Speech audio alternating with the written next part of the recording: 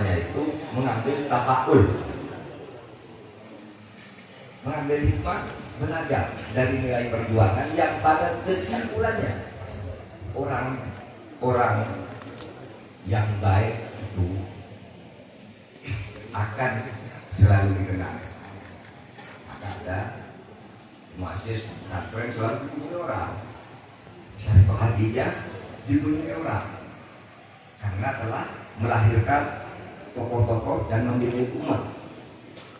Meskipun sudah wafat lama, tetap dikunjungi. Coba kalau orang jahat, siapa yang mau mengunjungi? Siapa yang mau mengunjungi makamnya DNA itu? Tidak ada. Tidak ada. Siapa yang mau mengunjungi makamnya Husni Kasbi? Tidak ada. Nanti dipendam, dia dipendam. Nah makanya saya datang ke pesantren untuk mengambil pesan-pesan dari para leluhur pesantren dan para pengasuh pesantren saat ini. Kesimpulannya yang harus saya sampaikan, ya, ada inspirasi umat Islam dan warga pesantren sekarang dipanggil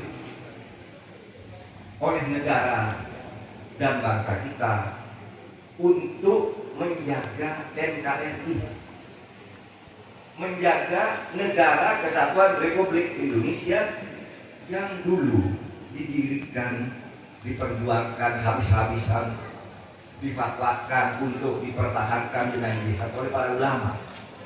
Negara kesatuan Republik Indonesia ini adalah amanah yang harus kita jaga. Nah, cara memilih pemimpin juga sudah diajarkan oleh para ulama kita. Pilihlah pemimpin yang baik.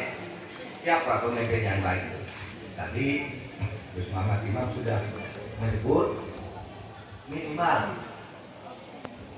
pemimpin itu punya atau ingin melaksanakan sifat wajib dari Nabi, yaitu sidik, amanah, tabligh, fakodah. Jujur, dapat dipercaya, menyampaikan kebenaran dan ajakan secara elegan kepada rakyatnya, dan fakodah, cerdas. Itu tuntunan Islam kalau memilih pemimpin, ya. Nah, hadirin sekalian, oleh sebab itu saya ingin mengajak kita semua. Ini pemilu ini menurut Majelis Ulama Indonesia yang di situ dipimpin oleh tokoh Nahdlatul Ulama, ada tokoh-tokoh Muhammadiyah, tokoh Persis, tokoh Rasul Fasilah berkumpul di situ, menyatakan memilih di dalam pemilu itu hukumnya wajib. Kenapa? Karena ingin mempertahankan negara agar berjalan baik, sehingga harus memilih pemimpin yang baik. Oleh sebab itu, saudara, nanti kalau memilih itu pilih yang baik. Saya tidak akan katakan, oh saya baik. Nah, silakan nilai sendiri dari semua calon nilai, lalu dipilih sesuai dengan bisikan hati nurani. Karena orang memilih karena dipaksa oleh polisi, karena dipaksa oleh ASN, karena disuap oleh ASN juga, diteror, diintimidasi, lalu memilih karena itu berdosa. Yang menteror dan memaksa, yang menyuap dan menerima suap berdosa. Menurut Allah di dalam Al-Quran, orang yang memilih tidak sesuai dengan bisikan hati nurani itu ibarat binatang ternak. Binatang ternak itu kalau dalam kaitannya dengan itu kata itu tugasnya atau nasibnya untuk disembelih, dikorbankan. Orang yang tidak pakai hati nurani di dalam setiap tindakannya, tapi karena suap, karena intimidasi, itu berdosa besar.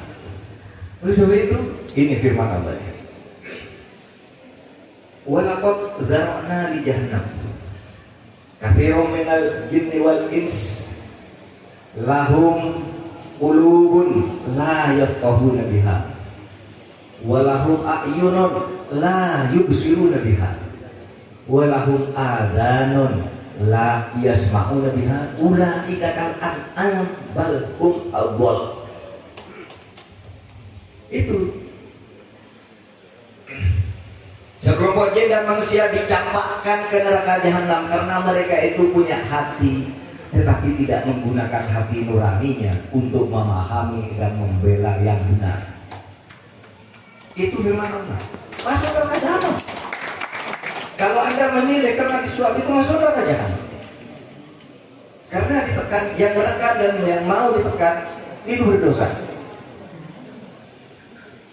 Walahum a'yunun la yubsiruna, punya mata tapi tidak mau melihat kebenaran. Sudah tahu salah, pura-pura tidak tahu juga. Wah itu salah tuh, orang itu melanggar hukum, melanggar konstitusi, melanggar apa?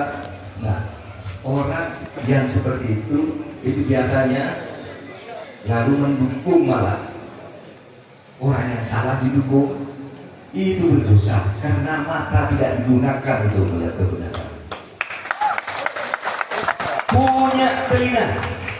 Punya telinga tidak digunakan untuk mendengar saran-saran dan nasihat-nasihat yang baik. Ulaika kal an'am bal hum adall. Mereka ini manusia yang tidak punya hati nurani untuk memilih yang benar. Manusia yang pura-pura buta ketika melihat kebenaran dan melihat kebatilan. Manusia yang pura-pura tidak mendengar ketika ada laporan kejahatan dan melihat kebenaran. Ulaika kal an'am. Mereka ini seperti binatang ternak. Bal hum adall. Bahkan mereka lebih sesat dari binatang ternak. Saudara, kalau ternak itu banteng misalnya, atau sapi lah, banteng nanti harimau misalnya. Harimau, Pak Yai. Iya, berkelahi. Itu lawannya dibunuh satu habis, ya dia pergi. Tapi kalau manusia lebih sesat dari itu, melakukan kejahatan korupsi misalnya, itu jutaan orang yang jadi miskin karena korupsi. Dan kita pura-pura tidak tahu, itu dosa. Firman Allah, yang itu di dalam surat Al-A'raf. Nah, saudara sekalian, oleh sebab itu pertama teguhkan sekarang hati nurani. Saya akan memilih sesuai dengan keyakinan saya mana yang benar, sesuai dengan fatwa dan pandangan para ustaz langgaran, pimpinan pondok, sesuai dengan tuntunan bahwa yang benarnya ini. Saudara juga tidak usah memaki-maki polisi. Polisi itu baik melaksanakan tugas. Coba ada acara seperti ini, kalau tidak ada polisi yang jaga, kacau kan? Ini polisi itu baik. Nah kalau ada polisi yang nakal, 1, 2, itu didengarkan aja, tetapi tidak usah diikuti. Misalnya, kamu harus mengikuti. Dengarkan aja, iyalah gitu.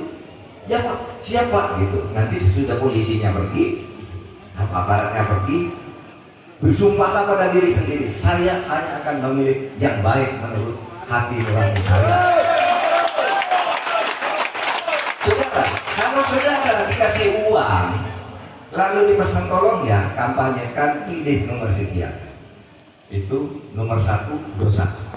Yang memberi dan yang menerima dosa, karena ada hadis sahih, laknatullah ala rashi wal murtashi. Allah melaknat bagi orang yang memberi suap dan menerima suap. Dosa. Nerima amplop, Bu, tolong ya Bu nanti dipilih. Berjapa, lalu nilai benar berdasar amplop itu dosa. Tapi kalau Bapak Ibu kembali ke hati nurani, terima amplopnya. Wah ini sedekah ini. bukan money politik. Sedekah itu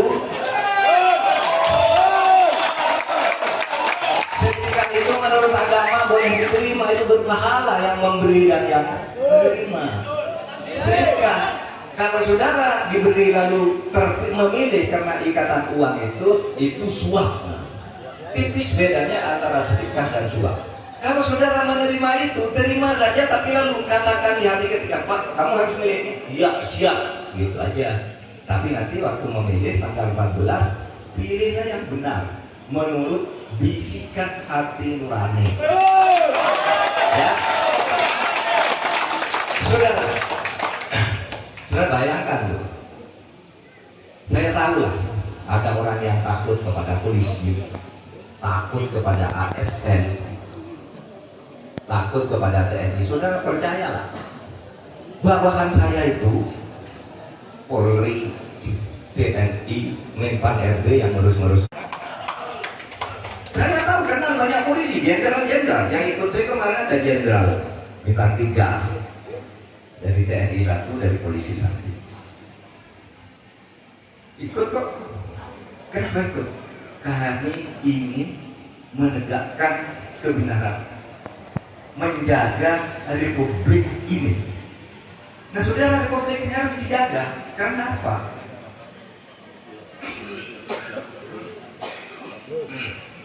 Minta maaf, tadi saya sudah minta maaf. Ya. Jumlah orang miskin di Indonesia sekarang ini masih 9%. 9% dari 270 juta itu kira-kira 24 juta orang miskin. 20 juta orang. Saudara, kemiskinan itu bisa diatasi kalau kita mau memberantas korupsi dengan benar. Karena seperti terbukti di pengadilan, uang negara itu dimakan oleh para koruptor. Coba saudara bayangkan, di kantor saya aja nih, ini ada kantor Polhukam, Polri, KPK, Kejaksaan, Pengadilan, Polres seluruh Indonesia.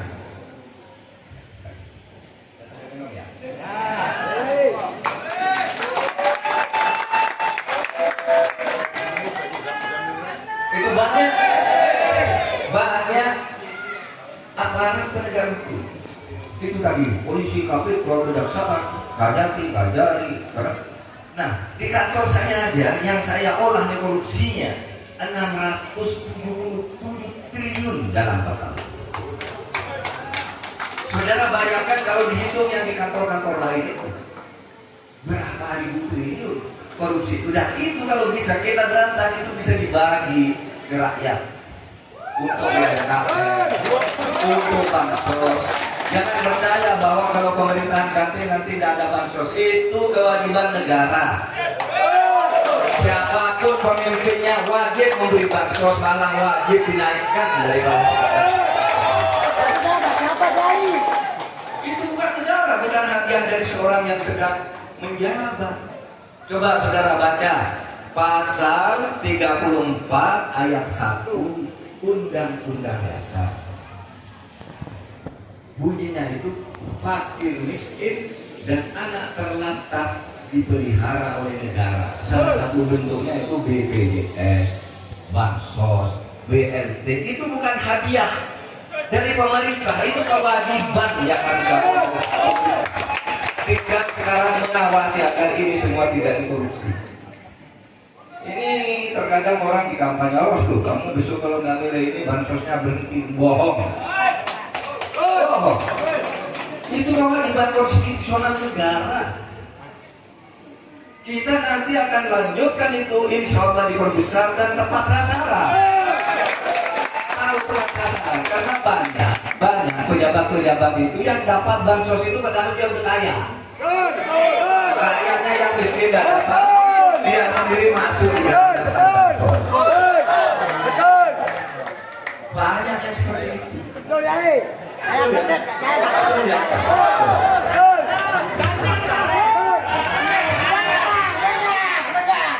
Jadi kalau menjadi pemimpin, saudara, melaksanakan arahan para ulama agar menjaga negara dengan baik dan memilih pemimpin yang benar.